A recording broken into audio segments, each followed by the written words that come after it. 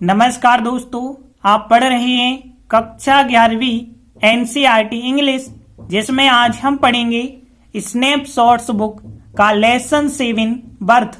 सबसे पहले हम इस लेसन को अच्छे से समझेंगे और उसके बाद 3 इंपॉर्टेंट क्वेश्चन आंसर भी करेंगे, तो ध्यान से समझना। सबसे पहला मोस्ट इंपॉर्टेंट क्वेश्चन ये करेंगे, उसके बाद दूसरा इंपॉर्टेंट क्वेश्चन ये करेंगे और तीसरा इंपॉर्टेंट क्वेश्चन ये करेंगे, तो ध्यान से समझना। तो देखिए, सबसे पहले हम लेसन को समझ लेते हैं। तो लेसन 7 नाम है इसका बर्थ। बर्थ को हिंदी में क्या कहते हैं? जन्म। और इसके जो राइटर हैं, लेखक हैं, ए.जे. क्रॉनिन हैं। एक कहानी के माध्यम से पूरा चैप्टर बताते हैं। तो यहाँ पे लेखक ए.जे. क्रॉनिन एक कहानी के माध्यम से बताते हैं। इस कहानी का मेन कैरेक्टर है एंड्रयू मैनसन, जो कि हाल ही में डॉक्टर बना है, यानी हम कह सकते हैं एक नया डॉक्टर है। अब देखिए क्या होता है, आधी रात का समय है और एक और अन्य व्यक्ति जो मॉर्गन एंड्रयू का इंतजार कर रहा होता है।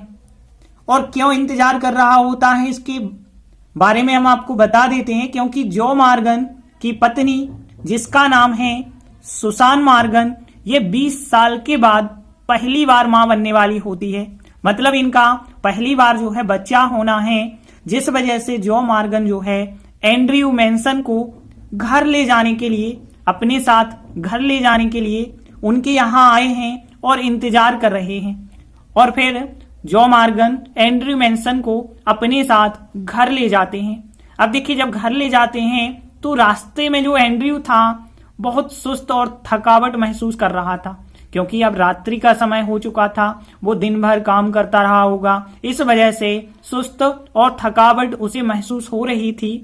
अब देखिए क्या होता है कि डिलीवरी करने से पहले उसे कोई आइडिया नहीं था, क्योंकि अब वो जा रहा है डिलीवरी करने के लिए, लेकिन उसे कोई आइडिया नहीं था कि यह नाइट कॉल कह सकते हैं, मतलब रात्रि में जो बुलावा आया है, ये नाइट कॉल जो है उसके लिए असामान्य साबित होगी। इसके बारे में उसे कोई आइडिया नहीं था। तो जैसे ही वो जो के घर पहुंचता है, जो यानी कि जो मॉर्गन के घर पहुंचता है, तो फिर वहां देखता है कि जो मॉर्गन की माँ है और एक वृद्ध दाई माँ मरीज के बगल में बैठी हुई है।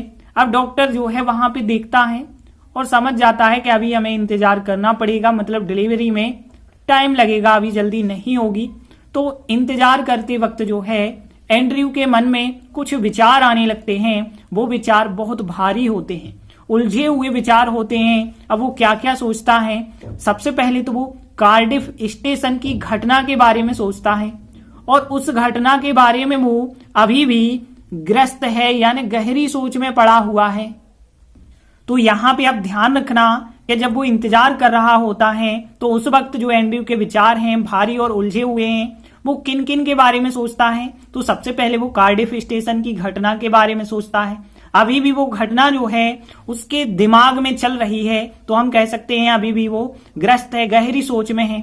और इसके साथ साथ वो एक व्यक्ति ब्रामवेल के बारे में सोचता है। और ब्रामवेल के बारे में आगे बताया गया कि ब्रामवेल एक ऐसा व्यक्ति है जो महिला के प्रति, एक ऐसी महिला के प्रति समर्पित था, लेकिन वो महिला उसे धोखा देती है। अब वो एक व्यक्ति के बारे में और सोचता है, एडवर्ड पेज के बारे में सोचता है, जो कि एक झगड़ालू ब्लॉडवेन से जुड़ा हुआ है, तो इसके बारे में भी सोचता है।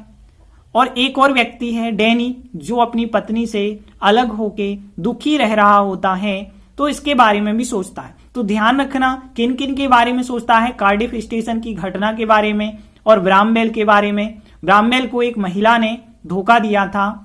और एडवर्ड पेज के बारे में भी सोचता है, जो झगड़ालू ब्लॉडवेन से बंधा हुआ है। और डैनी, जो अपनी पत्नी से अलग रह के दुखी रह रहा है, उसके बारे में भी सोचता है। और क्रिस्टीन के बारे में भी सोचता है। क्रिस्टीन उसकी प्रेमिका है। किसकी हम बात कर रहे हैं? जो एंड्रयू मैनसन डॉक्टर हैं, उनकी प्रेमिका का नाम है क्रिस्टीन। उसकी छवि उसके सामने आ जाती है, तो उसके बारे में भी सोचता है।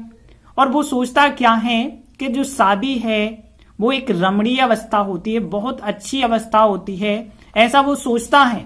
और उसकी आंखें जो हैं मतलब यहाँ पे वो बताना चाह रहा है कि जो क्रिस्टीन प्रेमिका है उसकी आंखें किसी अन्य को स्वीकार नहीं कर सकती हैं, केवल एंड्रयू मैनसन को ही स्वीकार कर सकती हैं। लेकिन उसके दिल और दिमाग में विरोध चलता है, क्योंकि वो जिन जिन के बारे में सोच रहा था तो इनकी किसी की भी शादियां सफल नहीं हुई थी। तो इस वजह से उसके दिल और दिमाग में विरोध चल रहा होता है, जिससे एंड्रयू जो है नाराज और भ्रमित होता है। वो क्रिस्टीन के विचारों में खोया हुआ है और अचानक आवाज आती है और डॉक्टर को अंदर जाना पड़ता है पेशेंट को देखने के लिए। पेशेंट यानी जो सुसान मॉर्गन है जिसकी डिलीवरी होनी है, उसको देखने के लिए वो फिर अंदर चला जाता है। और जैसे ही अंदर जाता है तो वहां 1 घंटे का लंबा संघर्ष उसे करना पड़ता है। उसके बाद जो है बच्चे का जन्म होता है, लेकिन देखता है वो बच्चा तो बेजान है। मतलब जब बच्चे का जन्म हुआ तो वो बेजान था, मतलब उसमें जान नहीं थी। और जो माँ थी सुसान मॉर्गन, वो बेहोश हो चुकी थी बिना पल्स के। उसकी नाड़ी चल ही नहीं रही थी। पल्स मतलब होती है नाड़ी, तो उसकी नाड़ी चल नहीं रही थी। तो यहाँ दोनों की हालत खराब होती है। तो एंड्रयू सबसे पहले क्या करता है, वो बच्चा जो है नर्स को दे देता है और सबसे पहले वो अपना ध्यान जो है सुसान मॉर्गन की ओर लगाता है। मतलब हम कह सकते हैं पहले वो माँ को बचाने का प्रयास करता है।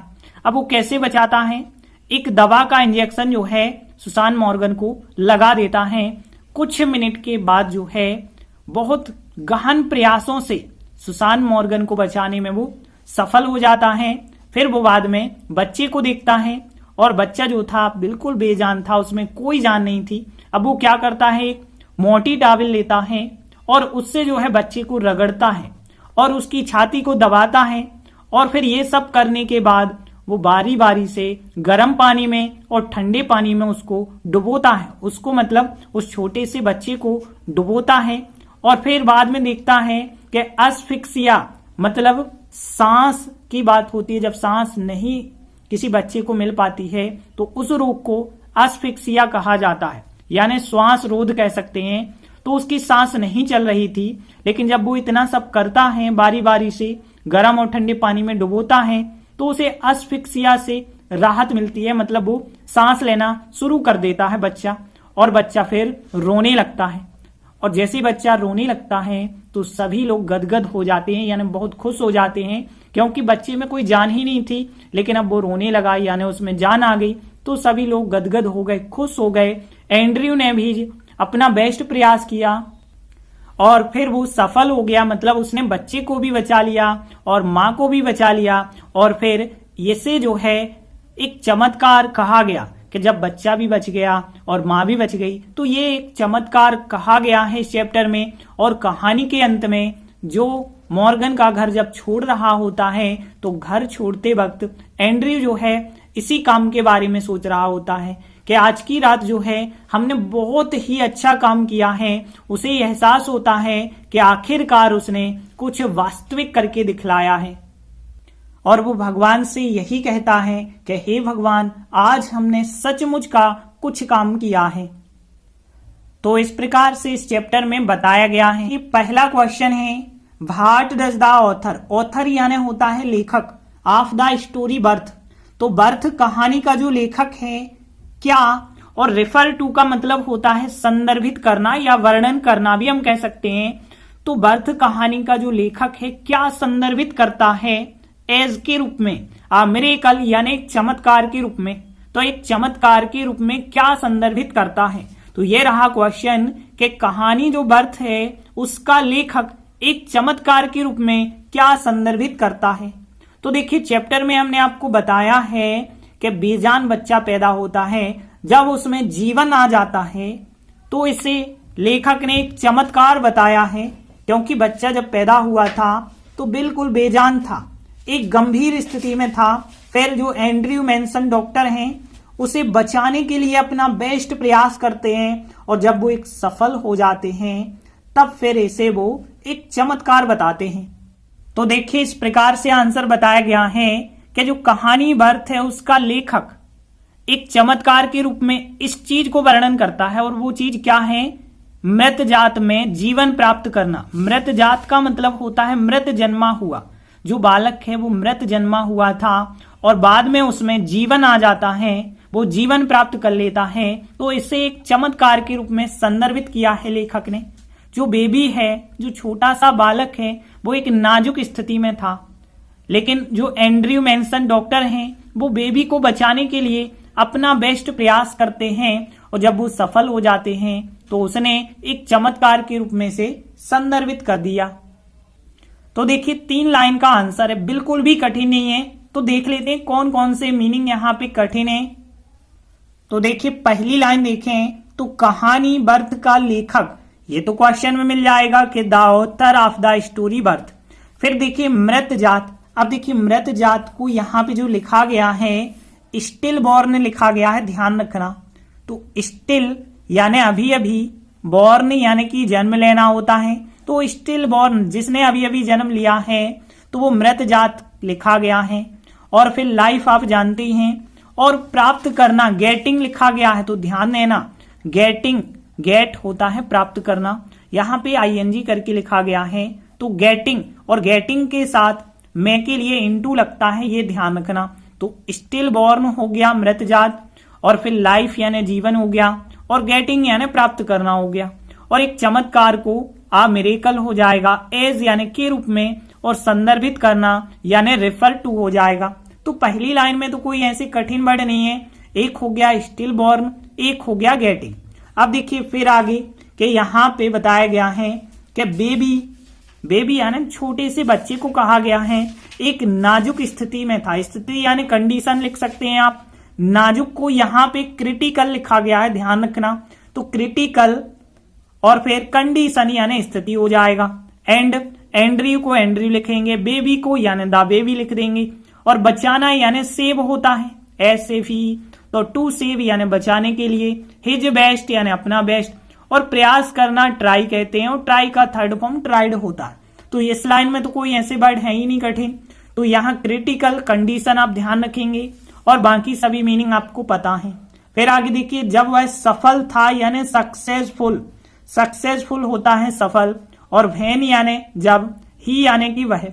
तो उसने एक चमत्कार के रूप में इसे संदर्भित किया।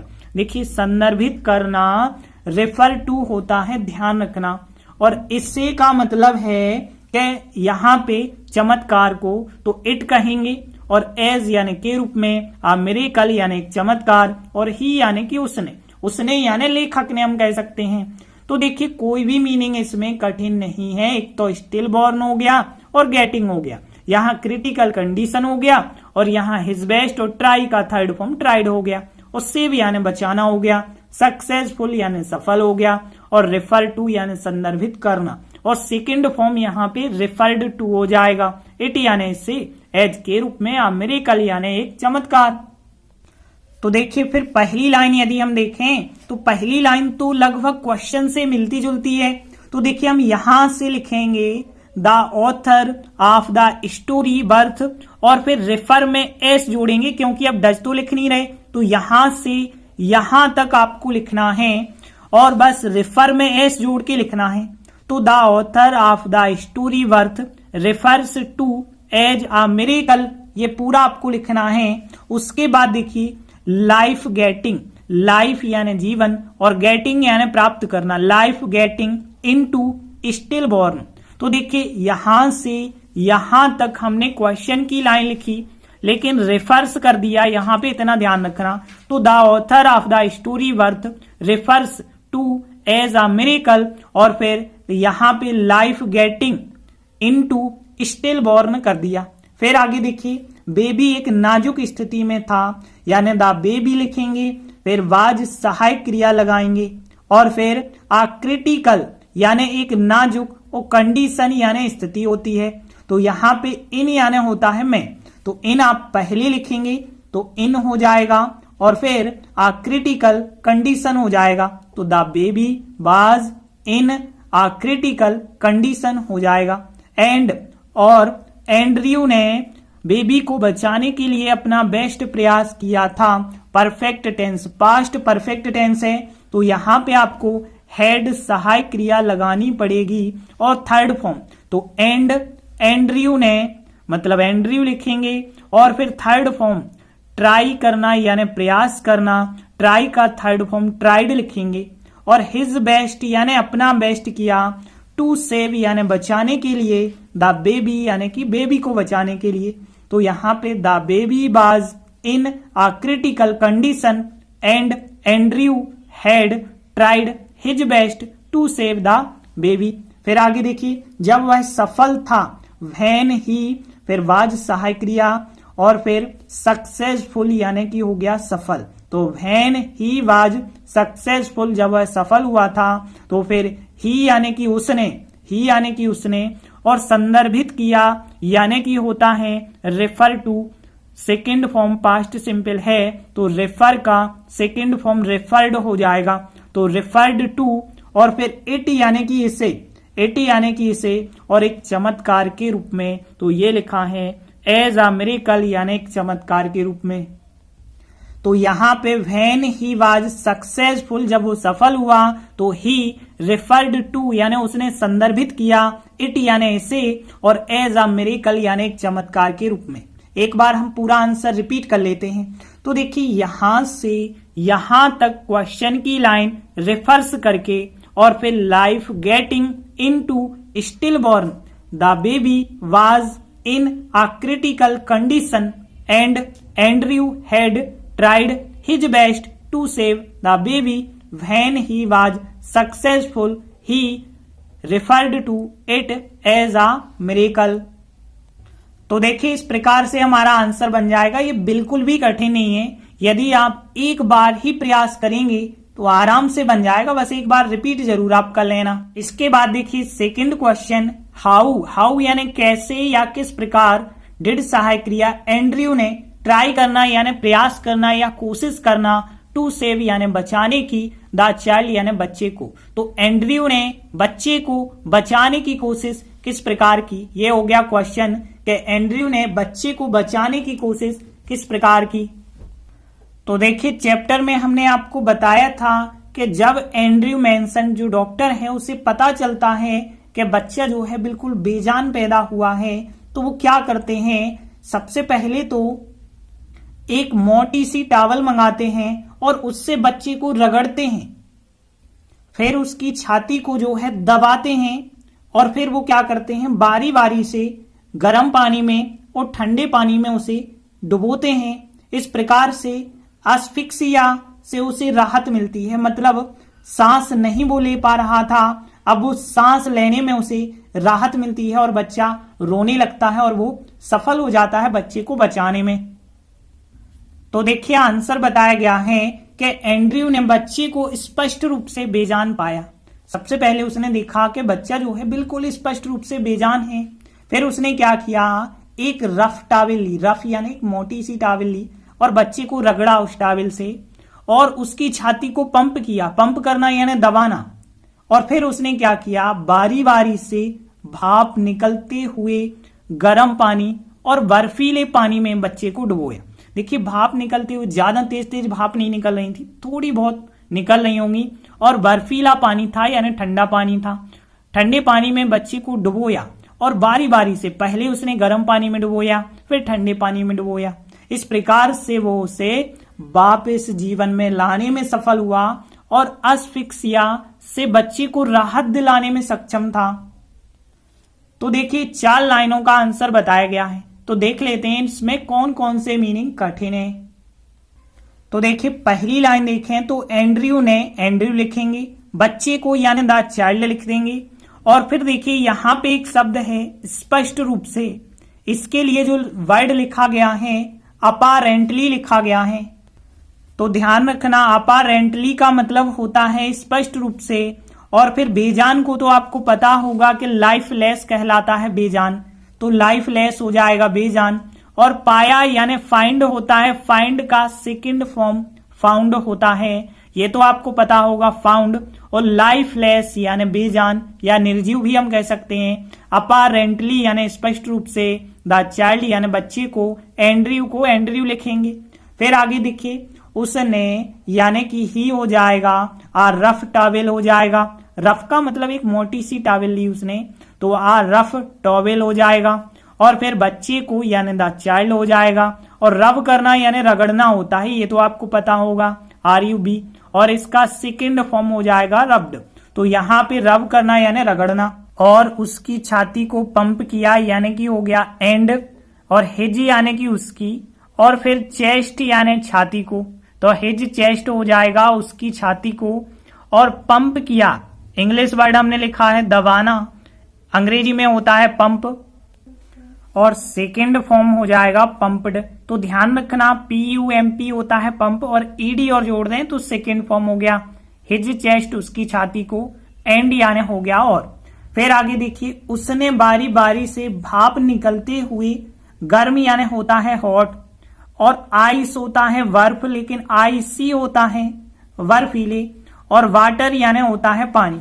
तो ध्यान देना उसने यानी कि डॉक्टर की बात हो रही है तो ही, और बारी बारी से ये होता है अल्टरनेटली। तो ध्यान रखना अल्टरनेटली का मतलब जो होता है आपने सुना होगा अल्टरनेट, अल्टरनेट यानी कि बारी बारी से कोई काम करते हैं तो, लेकिन हम कह रहे बारी बारी से, तो इसके लिए जो लिखा गया है वो अल्टरनेटली लिखा गया है। तो अल्टरनेटली हो गया बारी बारी से।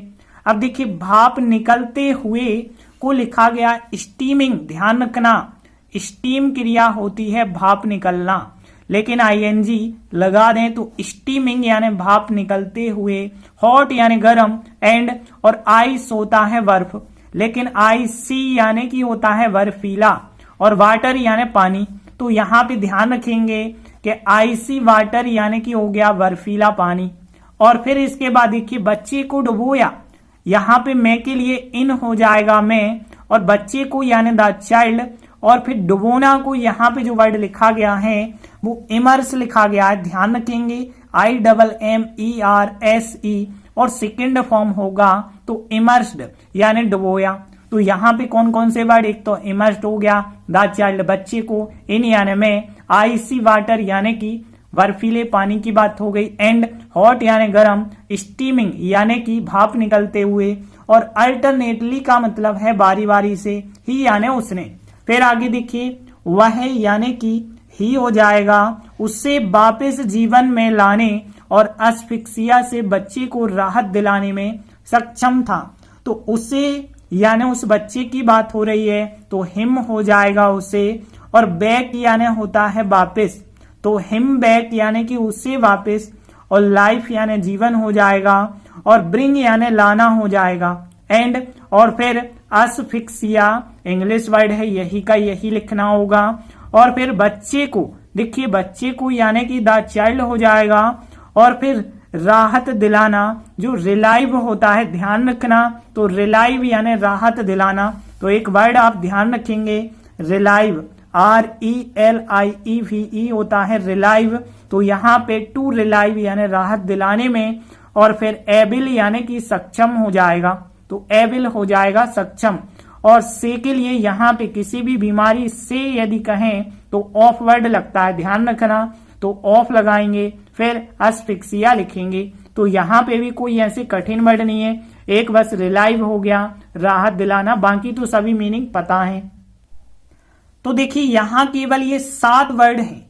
एक हो गया अपारेंटली यानी स्पष्ट रूप से, और रब्ड करना यानी रगड़ना, अल्टरनेटली यानी बारी बारी से, स्टीमिंग यानी भाप निकलते हुए, हॉट यानी गर्म होता है, और बर्फीला को IC कहा जाता है, इमर्स्ड करना यानी डुबोना हो जाएगा, और रिलाइव यानी राहत दिलाना हो जाएगा। तो कोई ज्यादा कठिन वर्ड नहीं है। तो देखिए पहली लाइन देखें तो एंड्रयू ने बच्चे को स्पष्ट रूप से बेजान पाया, पास्ट सिंपल, सबसे पहले सब्जेक्ट उसके बाद सेकंड फॉर्म। तो एंड्रयू ने, तो एंड्रयू सब्जेक्ट लिखेंगे, और फाइंड होता है पाना, लेकिन फाइंड का सेकंड फॉर्म फाउंड लिखेंगे, और फिर बच्चे को स्पष्ट रूप से बेजान यानी कि हम लिखेंगे द चाइल्ड यानी बच्चे को, और अपारेंटली यानी स्पष्ट रूप से, वो लाइफलेस यानी हो जाएगा बेजान। तो देखिए यहाँ पे एंड्रयू सब्जेक्ट हो गया, और फाइंड का सेकंड फॉर्म फाउंड हो गया, द चाइल्ड यानी बच्चे को, और स्पष्ट रूप से यानी अपारेंटली, और लाइफलेस हो जाएगा बेजान के लिए। फिर आगे देखिए उसने यानी ही हो जाएगा, ही उसने क्या किया, रब्ड किया, सेकंड फॉर्म क्योंकि पास्ट सिंपल है, तो ही रब्ड यानी कि उसने रगड़ा, और फिर किसी रगड़ा है बच्चे को यानी कि द चाइल्ड हो जाएगा, और फिर विथ आ रफ टॉवेल, एक रफ टॉवेल से के लिए विथ लिखा गया, विथ आ रफ टॉवेल यानी एक रफ टॉवेल से ही उसने रब्ड यानी रगड़ा द चाइल्ड बच्चे को विथ आ रफ टॉवेल यानी एक मोटी टॉवेल से। एंड पंप्ड सेकेंड फॉर्म पे लिखेंगे तो एंड पंप्ड हिज चेस्ट, और उसकी छाती को दबाया। तो ही उसने रब्ड किया द चाइल्ड बच्चे को with a rough towel and pumped his chest, उसकी छाती को। फिर आगे देखिए, ही यानी कि उसने, और इमर्स्ड किया यानी कि डुबोया द चाइल्ड यानी बच्चे को, इन यानी कि मैं, और फिर देखिए भाप निकलते हुए गर्म एवं बर्फीले पानी को लिख देंगे पूरा वर्ड। तो स्टीमिंग यानी भाप निकलते हुए, हॉट यानी गर्म, एंड आइसी यानी बर्फीले, और वाटर यानी पानी हो जाएगा। तो फिर ही उसने इमर्स्ड यानी डुबोया द चाइल्ड बच्चे को, इन यानी कि मैं, और फिर स्टीमिंग भाप निकलते हुए, हॉट यानी गर्म, एंड आइसी वाटर में डुबोया, और वो भी अल्टरनेटली यानी कि बारी बारी से। तो अल्टरनेटली हो जाएगा बारी बारी से। फिर आगे देखिए, ही यानी कि वह जो है सक्षम था यानी केवल पास्ट। तो यहाँ पे ही वाज एबल यानी कि वह सक्षम था, और फिर राहत दिलाने में टू लगा के लिखेंगे रिलाइव, टू रिलाइव यानी राहत दिलाने में, और द चाइल्ड यानी बच्चे को, और फिर ऑफ लगा के बीमारी का नाम लिखेंगे तो ऑफ लगा के अस्फिक्सिया हो जाएगा। एंड ब्रिंग और लाने में, और कहाँ पे ला रहे हैं, जीवन में, तो यहाँ पे टू लाइफ यानी जीवन में, तो यहाँ पे इन लाइफ नहीं लिखेंगे क्योंकि जीवन में ला रहे हैं। किसी भी स्थान में जब कोई चीज लाते हैं तो टू लगता है, तो यहाँ पे टू लाइफ लिखेंगे, लेकिन ये पूरा एक साथ आपको लिखना पड़ेगा। तो हिम बैक टू लाइफ, तो यहाँ पे he was able to relieve the child of asphyxia and bring, और फिर हिम बैक टू लाइफ हो जाएगा। एक बार हम पूरा आंसर रिपीट कर लेते हैं। तो Andrew found the child apparently lifeless, he rubbed the child with a rough towel and pumped his chest, he उसने इमर्स्ड डुबोया द चाइल्ड बच्चे को, इन यानी में, steaming hot and icy water alternately, he was able to relieve the child of asphyxia and bring, और फिर him back to life. तो देखिए इस प्रकार से हमारा आंसर बन जाएगा, और यह आंसर भी बिल्कुल कठिन नहीं है, बस आपको 2 बार प्रैक्टिस करनी होगी, 2 बार आप रिपीट करेंगे ना तो आराम से ये आंसर भी आपसे बन जाएगा। इसके बाद अगला थर्ड क्वेश्चन देखिए, हाउ डिड एंड्रयू सेव यानी बचाना सुसान मॉर्गन। तो सुसान मॉर्गन के बारे में हमने आपको बताया था, जो मॉर्गन की पत्नी है। तो यहां पूछा गया है किस प्रकार से एंड्रयू ने बचाया सुसान मॉर्गन को। तो देखिए क्वेश्चन क्या है, एंड्रयू ने सुसान मॉर्गन को कैसे बचाया।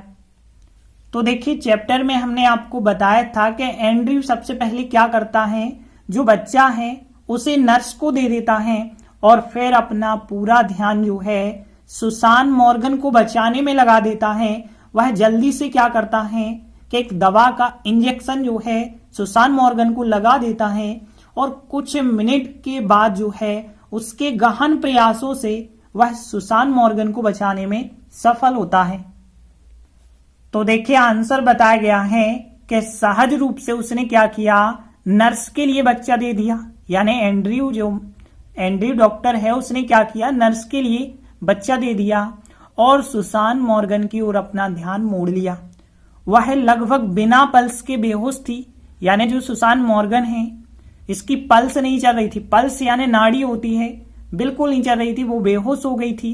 फिर उसने क्या किया, दवा को इंजेक्ट करना यानी इंजेक्शन लगाना होता है, तो उसने दवा का इंजेक्शन जो है लगा दिया, और केवल एक क्षण लिया इंजेक्शन लगाने में, और फिर गहन प्रयासों के बाद जो है कुछ मिनट बाद जो है वह सुसान मॉर्गन को बचाने में सफल हुआ।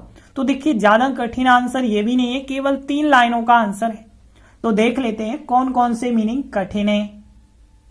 तो देखिए पहली लाइन देखें तो सहज रूप से, इसके लिए लिखा गया है जो वर्ड, ध्यान रखेंगे इंस्टिंक्टिवली। तो ध्यान रखना इंस्टिंक्टिवली का मतलब होता है सहज रूप से। एक वर्ड ये है कठिन, उसने यानी कि ही, और नर्स को नर्सी लिखेंगे, और बच्चा यानी कि हम कह सकते हैं चाइल्ड कह सकते हैं, और फिर के लिए यानी टू हो जाएगा, और दे देना तो गिव होता है, और गिव का सेकंड फॉर्म गैव होता है, ये तो आपको पता होगा। तो यहाँ पे केवल एक वर्ड इंस्टिंक्टिवली का मतलब है सहज रूप से, ही यानी उसने, और फिर टू द नर्स यानी नर्स के लिए, द चाइल्ड यानी बच्चा, और गिव होता है देना, सेकंड फॉर्म गैव हो जाएगा। एंड सुसान मॉर्गन को सुसान मॉर्गन ही लिखेंगे।